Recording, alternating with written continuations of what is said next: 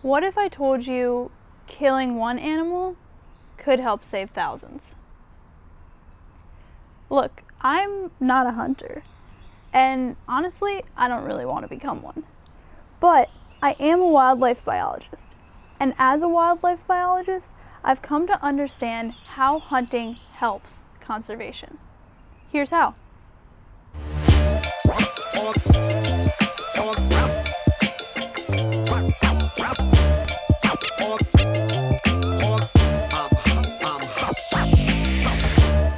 Hunting often gets a bad rap in the media. So it's no surprise that many of us are skeptical about supporting hunting, much less going hunting ourselves. My name is Tori, and I'm a grad student at NC State studying this very topic. As I film this video, I'm on day 27 of social distancing due to the COVID-19 outbreak. And I realized how much I miss my friends and family. Humans are social creatures, and we thrive on interactions with each other, which got me to thinking.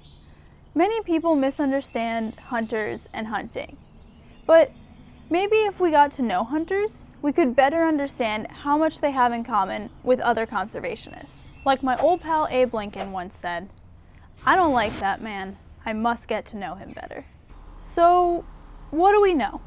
Well, we know hunting's important for at least 3 really big reasons. Let's break those down. 1, hunting provides a unique connection to the natural world. Most hunters are law-abiding, nature-loving conservationists like you and me, and many of them use hunting as a means to get local and ethically sourced meat. In fact, many of our nation's wildlife-based nonprofits are made up of hunters and anglers. 2, hunting is a cost-efficient and effective wildlife management tool. With the reduction of apex predators like wolves and mountain lions, deer populations are able to grow way too large, creeping into our urban and suburban environments where they spread diseases and cause car accidents. Hunting actually helps keep deer populations at levels that are safer for both humans and deer. And 3, hunting provides almost 70% of our nation's revenue for natural resource management agencies through a tax on guns, ammo, and license sales. But due to the decline in number of hunters, our DNRs are in trouble, and they need our help keeping public lands open and accessible. As you can see, hunting is a really important part of sustaining conservation. But maybe you're like me and you don't want to become a hunter. So what can we do to help? I'm glad you asked. Introducing DCAP. Donate, communicate, advocate, participate. D, donate. Consider buying a hunting license even if you don't plan on hunting, buying a duck stamp, or donating directly to your local management agency. C, communicate. Share your public land stories with other public land users far and wide. Hunters and non-hunters have way more in common than we think, and swapping campfire stories is a great way to find that out. A, advocate. Write to your congressperson or senator expressing your views on conservation policy, and consider getting more involved in local politics.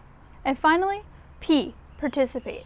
And sure, this could mean actually going on a hunt, but this could also mean things like learning to cook game meat from a hunter, communicating with hunters in online forums to learn more, or participating in a hunting workshop. Recruiting new hunters and hunting advocates has become a top priority for DNRs across the country. So much so that many of them are offering hunting workshops that focus on recruitment, retention, and reactivation, or what we call R3. As a part of my thesis project, we designed and implemented one of these workshops specifically for college students who are first-time hunters. So don't just take my word about all this, let's take theirs. I would love to be able to take everybody that wanted to go hunting for the first time. What's your favorite part about hunting? I think just the solitude behind it that you get, but you also get a sense of camaraderie with people that's very ancestral, and it just really helps tie you to the natural world in a very spiritual way. Of course, I like eating game. As a mentor, what do you think the biggest barriers are that you help new hunters overcome? Access and opportunity. So access would be to a place to actually go hunting. I think a lot of people are just very intimidated when they're beginning hunting on where to go.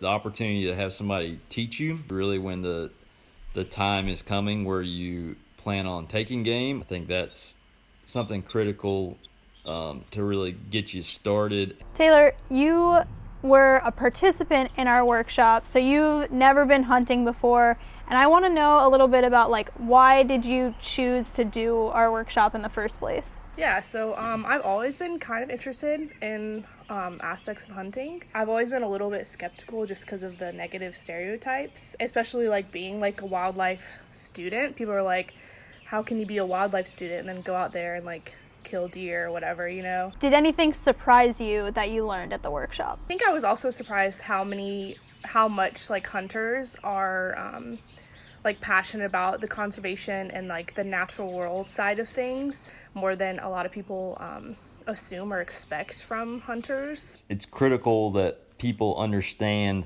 it is more than just going out and pulling the trigger, right? Obviously there are the aspects of they want the game meat. It's way more than that. You get to see animals truly be animals, right? Yeah, I wish I would have had that workshop whenever I'd begun hunting for the first time. And Andrew, as a mentor, what do you think about somebody like Taylor who is yeah, I'm definitely interested in going hunting, but is maybe not ready to start on their own? We'd love to take you hunting for the first time. While I can't necessarily do that for everybody, I think it's really important to get involved in organizations where you can get that kind of support. The biggest question of all, Taylor, are you ready to go hunting right now? If I had somebody to go with, yes. Let's recap real quick. Hunting provides a unique connection to nature, it helps balance ecosystems as a wildlife management tool, and it provides the majority of revenue for our natural resource management agencies to keep public lands open and accessible for all recreation activities. The COVID-19 pandemic has reminded us that we're all in this together, whether it be beating a novel coronavirus or conserving natural resources and saving ecosystems. It is our interactions with each other and connections with other humans that drive what we do the most.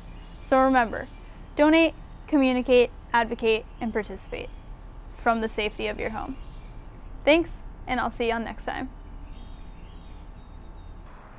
I'd like to say thanks to NC State Department of Parks, Rec, and Tourism Management, my advisor, the students, staff, and faculty that helped make this video possible, along with the North Carolina Wildlife Resource Commission and North Carolina Backcountry Hunters and Anglers.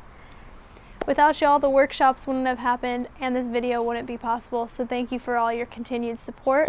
This research and these projects means the world to me. So thank you all for being a part of this, and stay safe. Rap.